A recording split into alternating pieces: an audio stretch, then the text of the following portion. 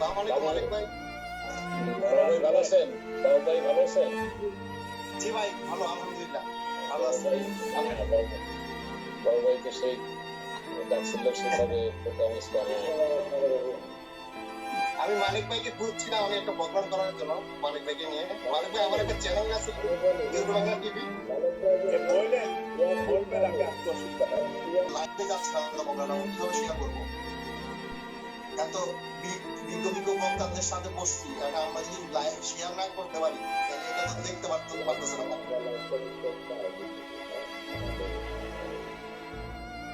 ওকে, বিসমিল্লাহির রহমানির রহিম। আল্লাহ আমার প্রভু, আমার ইলাহি ভয়, আমার প্রিয় নবী হযরত মুহাম্মদ সাল্লাল্লাহু আলাইহি ওয়াসাল্লাম, যার তারিখে জগৎময়। প্রিয় দর্শক, কাছে এবং দূরে, দেশ এবং প্রবাসী যেখান থেকে আমাদেরকে দেখছেন এবং পরবর্তী দেখবেন, সকলকে জানাচ্ছি আজকে আমাদের এই আই চ্যানেল, না এটা আইটিভির পক্ষ থেকে শুভেচ্ছা, স্বাগতম। এটা হলো ভাষা দিবসের মাস, তো আমি সকল ভাষা শহীদদের বিদায়ী আত্মার মাগফিরাত কামনা করছি এবং এই করোনা মহামারী দুর্যোগে যারা সামনে থেকে নেতৃত্ব দিতে গিয়ে মৃত্যুবরণ করেছে সকলের মাগফিরাত কামনা করছি। এবং কিছুদিন আগে আমাদের ইউরোপের একজন বিজ্ঞ নেতা মালিক ভাই চিনে, আমাদের এম.এ. গনি আনোয়ার ভাই, উনি মৃত্যুবরণ করেছে। হ্যাঁ, গনি ভাই মারা গেছে। আপনার তো একই লন্ডনে থাকে গনি ভাই, আপনারা একই জায়গায় থাকেন। আমার খুব প্রিয় মানুষ, কাছের লোক ছিল আপনারা জানেন। তো গনি ভাইয়ের রুহের মাগফিরাত কামনা করছি। আপনার সর্ব ইউরোপীয় প্রতিষ্ঠাতা সভাপতি সেক্রেটারি ছিল গনি ভাইকে আল্লাহ জান্নাতবাসী করুক। অনেক সিনিয়র লোক, বৃদ্ধ লোক। আমাদের লাস্ট প্রোগ্রাম করেছে আমাদের সারোয়ার ভাই, গোলাম সারোয়ার সাবেক প্রেসিডেন্ট সদস্য, উনি গনি ভাইয়ের সাথে লাস্ট প্রোগ্রাম করেছিল আমাদের ইউরো বাংলা টেলিভিশনে। তো এই তো আমরা সকলের রুহের মাগফিরাত কামনা করে আমরা শুরু করছি। তো আসলে ভাইয়া যে বক্তব্য রাখলো আমাদের তাজুল ইসলাম, মানে বিএনপির যুগ্ম সাধারণ সম্পাদক, তো ভাইয়া খুব সুন্দর করে বলেছেন। আসলে কি মানে আমরা মানে কথা দিতে একটু মানে মানুষের মুখের কথা আর ঘনকের দিক, এই দুইটা একই রকম, একবার মুখ থেকে বেরিয়ে গেলে এটা রিটার্ন হতে পারে। আমরা কাউকে কটূক্তি করে না কথা বলি, আমরা কাউকে ছোট করে মন্তব্য না করি, কাউকে নিচু করে কমেন্ট না করি। আপনি যদি কাউকে সম্মান করেন, আল্লাহ তাআলা আপনার সম্মান বাড়িয়ে দিবে অটোমেটিক। দুনিয়াটা একটা লুকিং গ্লাস, আয়নার মতো। আপনার পরিষ্কার, আপনি যেরকম কর্ম করবেন সেরকম ফল পাবেন। দুনিয়া তো আখিরাত। অতএব আমরা কাউকে কটূক্তি করে না কথা বলি। যারা ছোট মনের মানুষ, তারা এই মানুষের দোষ বসতে বসতে সময় নষ্ট করে। যারা মাদার টাইপের মানুষ, তারা চায়ের দোকানে বসে আড্ডা মারে, মহল্লার এটা সেটার সমস্যা নিয়ে কথা বলতে সময় নষ্ট করে। যারা মনের মানুষ, অন্যায়ের প্রতিবাদ না করলে বাস্তব সমাজ সংগঠিত হবে না। আরেকটা অন্যায় করবেন আপনি।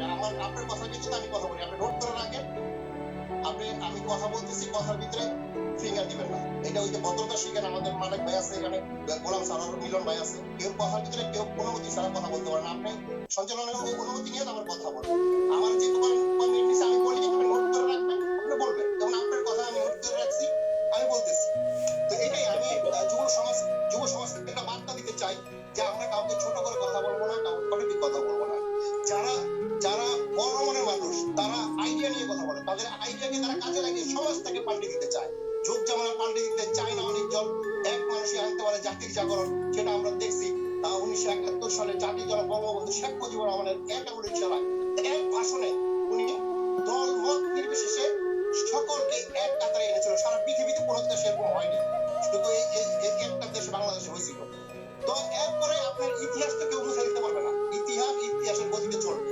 এখন দেখেন, জাতির জনকের সেই ভাষণটি আমরা আমাদের এখন জাতির সঙ্গে আমাদেরকে এটা পুরস্কৃত করেছে।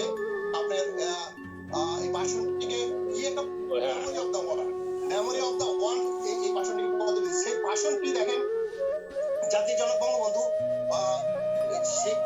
ওই ভাষণে স্পষ্টভাবে বলে দিয়েছিলেন অর্থনৈতিক মুক্তির কথা, রাজনীতি মুক্তির কথা, সাংস্কৃতিক মুক্তির কথা। আমরা আমাদের রাজনীতি মুক্তি অর্জন করছি, কিন্তু আমাদের অর্থনৈতিক ও সাংস্কৃতিক মুক্তি সংগ্রাম কিন্তু চলমান। তো আজকে আমাদের এই সভা, আজকে আমাদের এই সমাবেশ তখনই সফল হবে তখন জাতির জনক বঙ্গবন্ধু শেখ মুজিবুর রহমানের জীবন আদর্শ, সেই আদর্শকে প্রজন্ম থেকে প্রজন্মান্তরে ধারণ করতে পারবে, লালন করতে পারবে।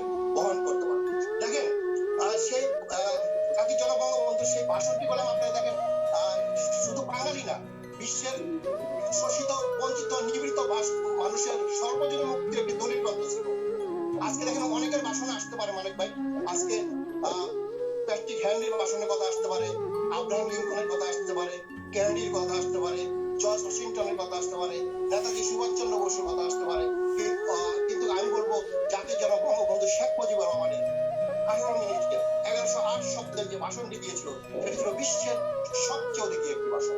সেটি বিশ্বের শোষিত, বঞ্চিত, নিপীড়িত মানুষের মনের মধ্যে অনেক আগে স্বীকৃতি নিয়েছে। এটি শুধু একটি আনুষ্ঠানিক স্বীকৃতি মাত্র। আজকে দেখেন বঙ্গবন্ধু মারা গেছে, কিন্তু সারা পৃথিবী ওনাকে সম্মান করছে, কিন্তু আমরা বাঙালিরা ওনাকে সম্মান করতে পারি না।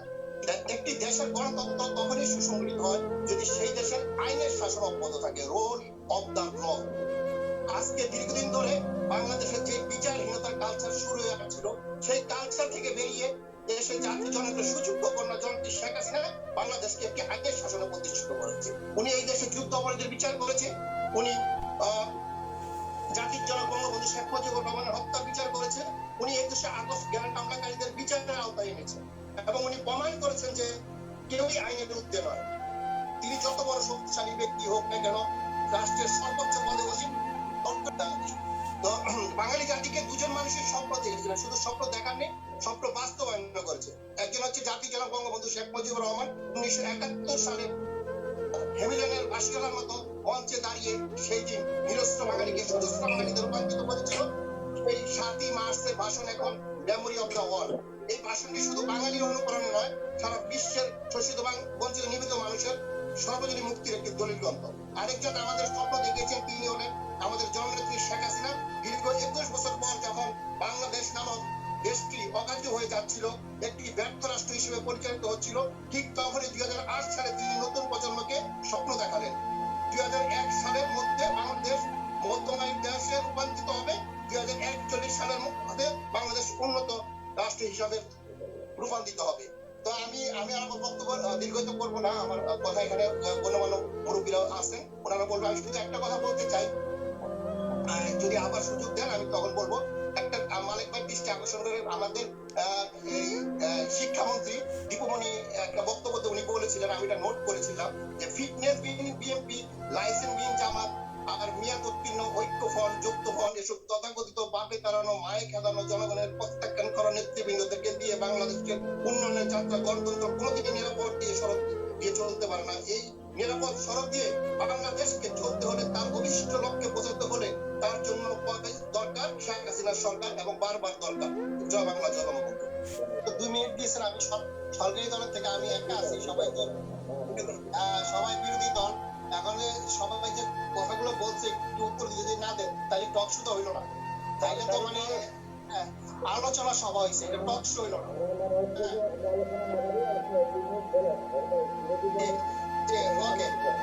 আমি ওনাকে বলছি, আমি একটু করে বলি, আমার একটু সময় দেন, আপনি একটু বাড়াই দেন, 2 মিনিট বাড়াই দেন, আপনি 4 মিনিট দেন আমাকে। আমি ওই যে মালিক ভাই, সম্মানিত মালিক ভাই, উনি যুক্তরাজ্য আওয়ামী লীগের সম্মানিত সভাপতি মালিক ভাই, শ্রদ্ধাভাজন লোক। তো মালিক ভাই বলছে যে উনি ওনার দলের কথা উনি ধরে তুলবে। আসলে ইতিহাস, উনি বলছে উনি মুক্তিযোদ্ধার সন্তান, আমি সম্মান করি মুক্তিযোদ্ধার সন্তান, আমি মুক্তিযোদ্ধার সন্তান মালিক ভাই। তো আপনি একটা কথা আছে যে দেখেন, আমরা বাঙালিরা আমাদের মানে জাতীয় খেলা হলো হাইডুডু খেলা, মানে আমরা পিছন দিয়ে টাইনে হাইডুডু খেলা পিছন দিয়ে টেনে ধরে আমরা এইটা আমরা খুব মজা পাই। দেখেন আমরা অস্ট্রিয়াতে থাকি, মালিক ভাই লন্ডনে থাকে, আপনি দেখেন ওইখানে গেলাম যারা বিরোধী দলে যায় তারা গেলাম সরকারি দলকে সবসময় সহযোগিতা করে, হেল্প করে, কিন্তু আমাদের বাংলাদেশে আমরা পেলাম না। মানে একমাত্র শুধু এরশাদ সাহেবের পতনের সময় সবাই ঐক্যবদ্ধ হয়েছিল, মানে স্বার্থের জন্য। তো এরপরে আর দেখলাম না কাউকে মানে ঐক্যবদ্ধ হয়ে কাজ করতে। আজকে যদি আমরা ঐক্যবদ্ধ হয়ে কাজ করতাম দলমত নির্বিশেষে, তাহলে আমরা আজকে ইউরোপের মতো দেশ হইতে আমাদের মানে বেশি সময় লাগতো না। আমি আর মানে কাউকে কটাক্তি করে কথা বলতে চাই না, আমি বলতে চাই যে দলমত নির্বিশেষে আমরা যদি ঐক্যবদ্ধ হয়ে কাজ করি দেশের জন্য, তাহলে আমাদের দেশটা একটা গন্তব্যস্থানে পৌঁছে যাবে। এখানে অনেক ভাই অনেক কথা বলছে, আমরা নির্বাচনের নিয়ে কথা বলছে। তো আমি দেখেন আমি তো আমার সরকার বদনাম করি, আমি সবসময় বলি শিক্ষিত সমাজ হিংস্র খাবার মতো আমাদের এই সমাজটাকে পুরে পুরে খেয়ে ফেলে দিচ্ছে। কারো কোনো লজ্জা শরম আয়া বলতে নাই মালিক ভাই। সরকার যদি আমাদের জন্য 100 টাকা নির্ধারণ করে, আলটিমেটলি আমাদের এই পেন্সিনের দ্বারা মানে রুটি মুটি খেয়ে ফেলে, এটা আমরাও বলি মালিক ভাই। আমরা মানে আমরা তো বাইরে থেকে আমরা তো দুর্নীতি করার কোনো অবকাশ নাই। আমরা দেশটাকে চাই যে গন্তব্যস্থানে পৌঁছানো, ভালো ভালো অবস্থায় যাও। আমরা নিজের পকেটের হালাল পয়সা পকেটের খরচ করে আমরা রাজনীতি করি, বিদেশের বাড়ি মালিক ভাই, সেটা আপনিও জানেন আমরাও জানি। তো অতএব আমরা চাই আমাদের দেশটা এগিয়ে যাক। তো আমরা দেখেন এখন মাননীয় প্রধানমন্ত্রী জননেত্রী শেখ হাসিনা দেখেন একটা ফুটবল টিম, আপনি যদি 11 জন প্লেয়ার থাকে, মানে একজন প্লেয়ার যদি চায় ওই টিমটাকে হারিয়ে দেওয়ার জন্য, একজনই গেলাম এনাফ, মানে যে লাস্টে এক এক গোলে আপনি ড্র, লাস্টে ডি বক্সের ভিতরে মানে যে টাকা খাইছে সে হাতটা লাগাই দিলে ক্লান্টিক পেয়ে গেল, হারাই দিতে পারবো। তো আমাদের মাননীয় প্রধানমন্ত্রী, আমি ব্যক্তিগতভাবে বলতে পারি যে মাননীয় প্রধানমন্ত্রী জননেত্রী শেখ হাসিনার যে বয়স, এই বয়সে গেলাম একটা মানুষের নাতি পুতি নিয়ে খেলাধুলা একটা রিল্যাক্স জীবন যাপন করার কথা, কিন্তু আজকে আমরা কি দেখতে পাই? আমরা দেখতে পাই উনি 4 ঘন্টা ঘুমিয়ে বাকি 20 ঘন্টা অক্লান্তি ভাবে পরিশ্রম করে যাচ্ছে, দেশ ও জাতির জন্য নিরলস ভাবে কাজ করে যাচ্ছে, সংগ্রাম ও যুদ্ধ করে যাচ্ছে। এই বয়সে একজন মানুষ যুদ্ধ সংগ্রাম করার কথা নয়। আমরা যদি ওনাকে জেনুইনলি চয়েস দেন, সরি, আমি নিশ্চিতভাবে বলতে পারি উনি রিল্যাক্স জীবনটাকে বেছে নেবেন। তো 1975-এর পর থেকে এই পর্যন্ত উনি কোনো রিল্যাক্স পায়নি। আমি মনে করি উনি কিন্তু রিল্যাক্স দরকার। উনি আমাদের জয় ভাই বড় হয়েছে, পুতুল আব্দুরা বড় হয়েছে, তাদেরকে দায়িত্ব, ইয়াংদের দায়িত্ব দিয়ে আমাদের একটা রিল্যাক্সে যাওয়া দরকার। তো আপনারা সমালোচনা করবেন অবশ্যই। দেখেন, আপনারা বলেন যে আপনারা কথা বলতে পারেন না, এখন যে আপনারা টক শুতে গিয়ে আপনারা যেভাবে কথা বলেন, হ্যাঁ, অন্য কোনো সরকারের আমলে এইভাবে কথা বলতে পারেন না। তারপরে নীরব, আপনার নিশ্চিন্তে আপনারা রাত্রেবেলা আপনারা ঘুমান। এখন দেখেন, আপনি নির্বাচনের কথা বলছে আমাদের খোকন ভাই সম্মানিত ব্যক্তি, উনি অবৈধ সরকার বলছে। দেখেন আপনারা, একটা নির্বাচন হয়েছিল আমাদের জিয়া রহমান সাহেবের আমাদের শ্রদ্ধেয় মরহুম জিয়া রহমান সাহেবের আমলে, আমার মনে হয় ৭৭ সালে নির্বাচনটা হয়েছিল। তা আমি অবশেষে আমি শেষ করে দিব এই কথাটা বলে যে জিয়া রহমানের সৃষ্টি বিএনপি এবং জাতির জনক বঙ্গবন্ধু শেখ মুজিবুর রহমানের আওয়ামী লীগকে একই পাল্লায় মারতে চায়, যারা বেগম খালেদা জিয়া এবং জননেত্রী শেখ হাসিনাকে একই কাতারে ফেলে বিচার বিশ্লেষণ করতে চায়। আমি বিনয়ের সাথে প্রশ্ন করি, বিএনপির জন্ম কোত্থেকে? বিএনপি নামে রাজনীতি দল, রাজনীতির আদর্শ কোন আদর্শের উপর ভিত্তি করে দেশে গড়ে উঠেছে? বন্ধুরা আমার, আজকে জাতির জনক বঙ্গবন্ধু শেখ মুজিবুর রহমানকে 15ই আগস্টের রাতে সপরিবারে হত্যা করার পর কোন আইনের ধারাবাহিকতায়, কোন বিপ্লবের মধ্য দিয়ে, কোন জনসমর্থক নিয়ে ওই সামরিক একনায়কতন্ত্র জিয়া রহমান সাহেব ক্ষমতা দখল করেছিলেন? 1977 সালে ওই জিয়া রহমান সাহেবের নেতৃত্বে বাংলাদেশে একটি ভোট হয়েছিল, ছিল ওই গণভোট হয়েছিল, ওই নির্বাচনের নাম ছিল গণভোট।